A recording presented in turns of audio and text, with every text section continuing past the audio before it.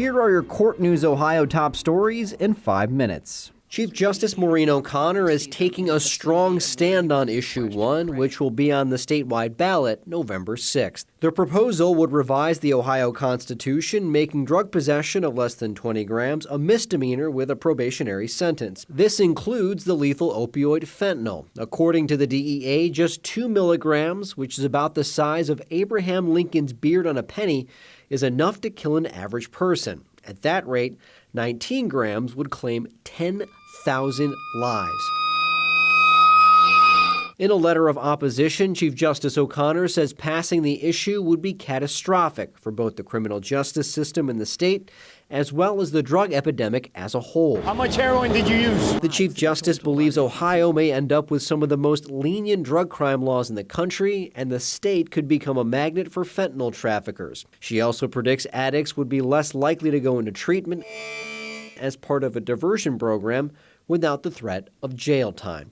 Citing numbers from the Ohio Department of Health, overdose deaths spiked from 3,050 to 4,050 from 2015 to 2016, with fentanyl involvement up to 58%. In 2013, fentanyl was linked to just 4% of fatal overdoses.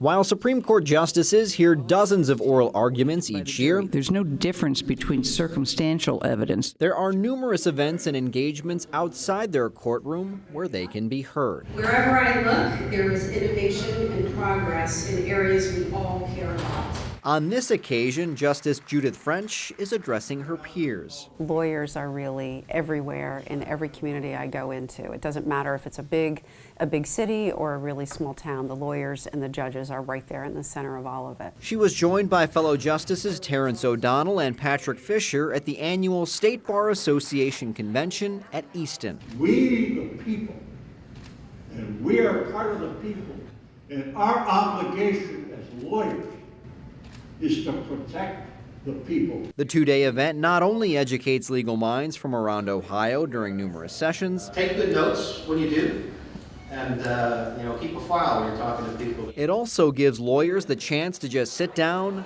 network, and even hug it out. You cannot underestimate the opportunity to get together with fellow lawyers and develop camaraderie and collegiality. You generally don't develop that when you're opposing counsel and in court or in depositions. And while much of the attention focuses on things that can be learned or should be done, be proud of your profession. Act like it's a profession. It's always important to jot down accomplishments along the way. These lawyers don't just represent their clients, they're doing lots of good work. So whether it's doing the pro bono work or serving on a board or helping with the local schools. People from all walks of life come to enjoy the historic halls of the Thomas J. Moyer Judicial Center. That's one of the reasons that they put so much money into remodeling and saving the building. While the latest group of visitors now call Central Ohio home, they still proudly display what they've always worn, be it from Nepal, Mali, or the Democratic Republic of Congo. All of them are refugees being assisted by Community Refugee and Immigration Services. The independent nonprofit organization serves as a resettlement agency which receives and places refugees on behalf of the U.S. Department of State. Prior to that, this landmass was called the Northwest Territory. The tour of the Supreme Court was one part pleasure. A lot of things we see, never seen before. What's your favorite thing today? Today, all of them. And one part business. I like to know the history of this country.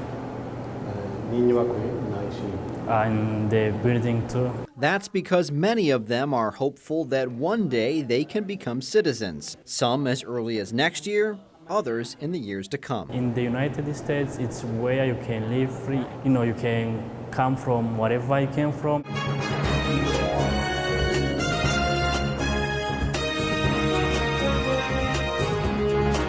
And that's a look at Court News Ohio's top stories. Visit courtnewsohio.gov for the latest headlines on Ohio's courts. You can also follow us on Facebook and Twitter.